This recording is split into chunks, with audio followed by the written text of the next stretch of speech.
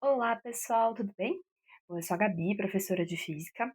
Antes de mais nada, se você está gostando das resoluções aqui do canal, já se inscreve para você não perder a resolução de nenhuma das provas.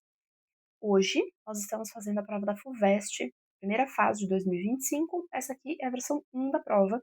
Estamos no exercício 19.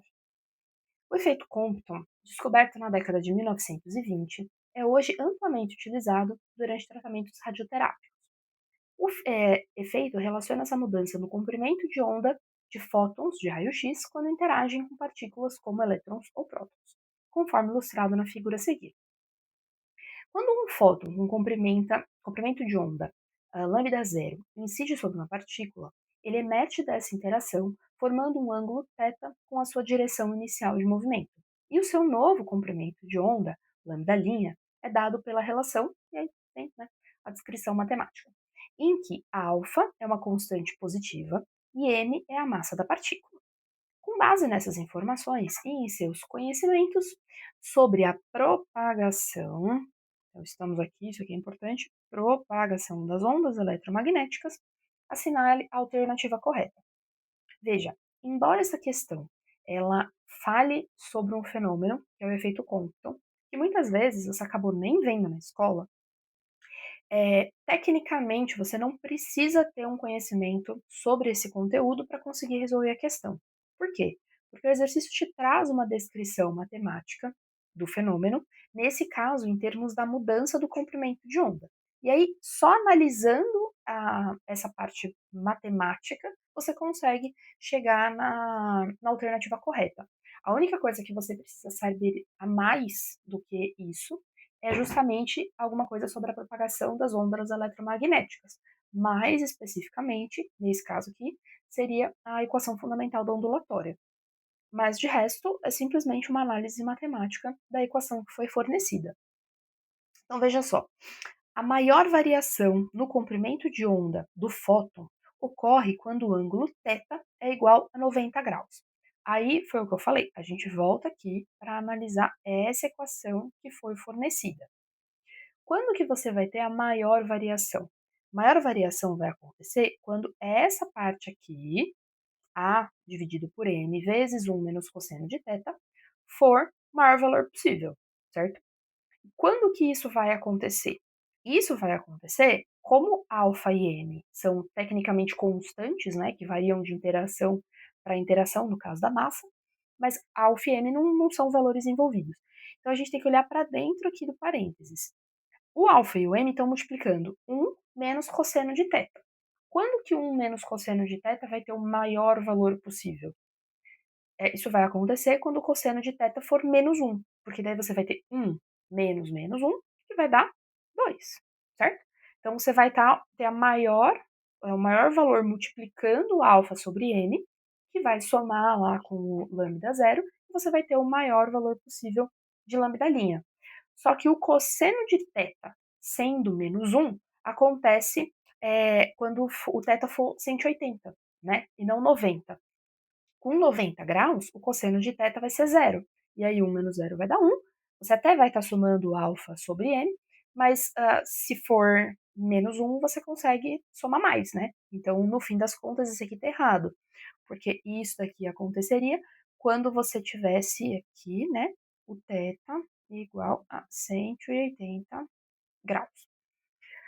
Na letra B, se o ângulo θ é igual a 30 graus, o fóton emergente tem frequência menor do que a frequência inicial. Bom, vamos pensar o que vai acontecer. E aí, eu vou copiar a equação aqui em cima para ficar mais fácil da gente analisar. Então, a gente tem que o lambda linha, ele é igual ao lambda zero mais o alfa. Aliás, peraí, vamos fazer assim, ó, vou colocar aqui do lado, qualquer coisa eu vou escrevendo para baixo. Então, esse daqui. A gente tem que o lambda' é igual ao lambda zero mais alfa dividido por m, que multiplica 1 menos o cosseno de θ. Bom, aí o exercício falou para você considerar um ângulo θ de 30 graus. Cosseno de 30 graus seria a raiz de 3 sobre 2, certo? Então, você ficaria com tudo isso, e eu vou só apagar aqui para a gente ir mais rápido. ficaria menos raiz de 3 dividido por 2, certo?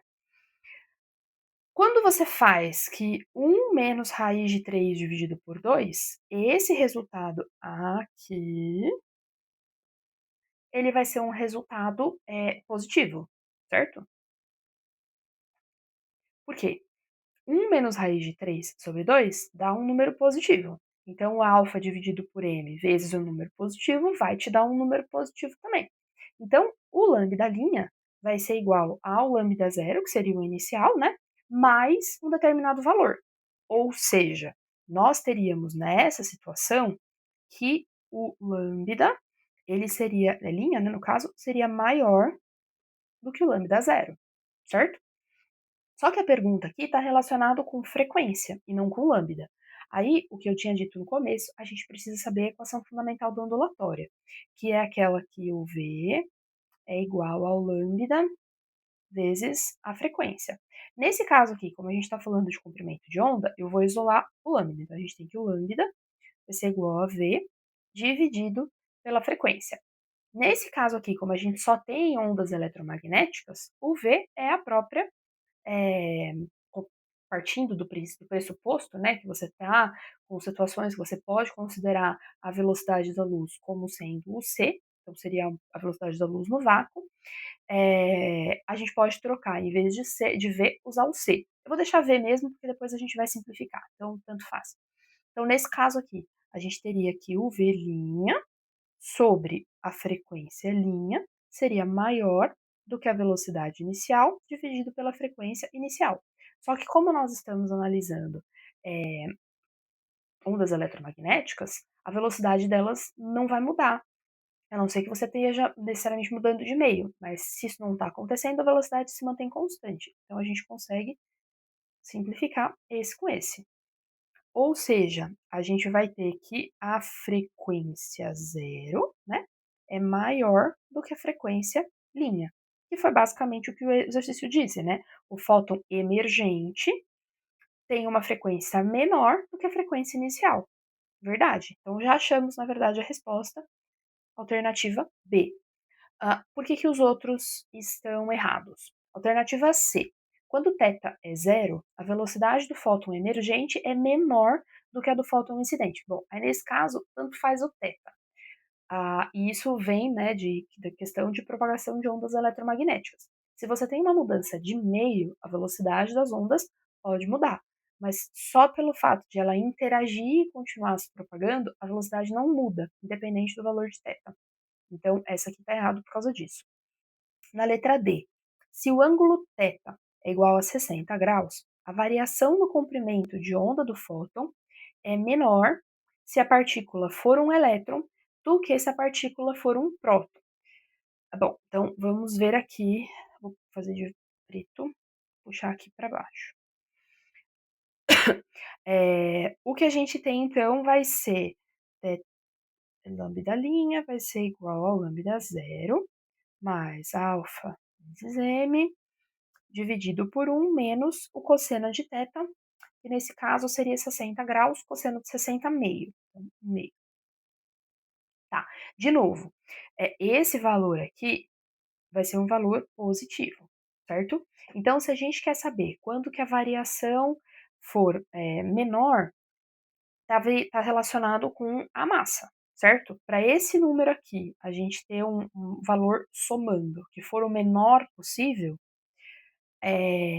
tipo assim, se eu estou dividindo esse valor aqui por m, para eu ter o menor destes números aqui possível, eu preciso que esta massa seja a maior possível, certo?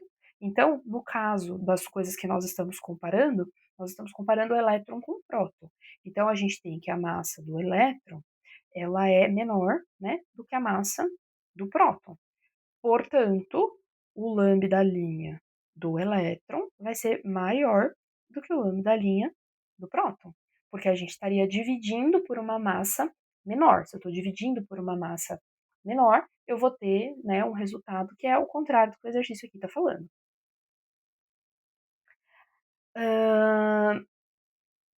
Da letra E. Um fóton que emergiu perpendicularmente à sua direção inicial não sofreu mudança de frequência. Bom, se ele emergiu perpendicularmente, o ângulo ali seria de 90 graus, certo? O cosseno de 90 vale 1. Então a gente teria 1 menos 1, que dá zero, certo? Então você ficaria com lambda linha igual a θ zero mais alfa sobre m, que multiplica 1, né? Porque ficaria cosseno de 90 graus, dá zero. Então você teria todo o resto da fórmula, só tira o cosseno.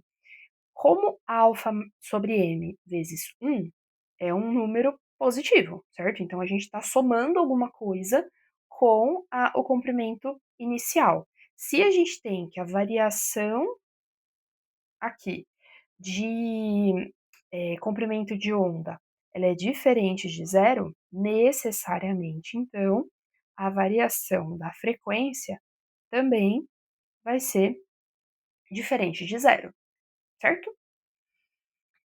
Bom, é isso. Se vocês tiverem alguma dúvida, pode deixar para a gente nos comentários. Se você precisar de alguma coisa, algum outro exercício, alguma outra prova, deixa para a gente nos comentários também. Mas por hoje é isso. Tchau, tchau.